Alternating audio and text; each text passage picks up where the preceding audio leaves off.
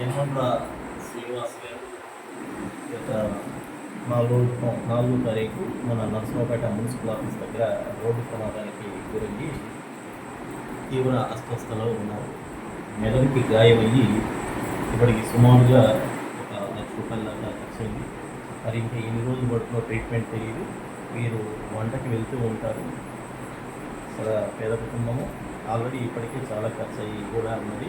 ఈ విషయం తెలుసుకున్న ఓంకార బ్రాహ్మణ సేవా సంఘం వారు ఈ రోజున వివేకానంద హాస్పిటల్ కృష్ణేశ్వర దగ్గర ఈ హాస్పిటల్కి వచ్చి ఆ కుటుంబానికి ఒక ₹4,000 ఇవ్వటం జరిగింది. అదేవిధంగా రాబోయే 3 నెలల పాటు ఓంకార బ్రాహ్మణ సేవా సమితి తరఫున వీరి కుటుంబానికి నెలకి సరిపడా నిత్యావసర సరుకుని అందజేస్తామని తెలియజేసుకుంటూ పట్టణంలోని పెద్దలందరూ కూడా మానవతా హృదయంతో ఈ కుటుంబాన్ని ఆదుకోవాల్సిందిగా కుటుంబం తరఫున విజ్ఞప్తి చేసుకుంటాను. మీ అకౌంట్ నెంబర్ కానీ ఫోన్పే ఏదైనా ఉంటే చెప్పండి. వీడియోలో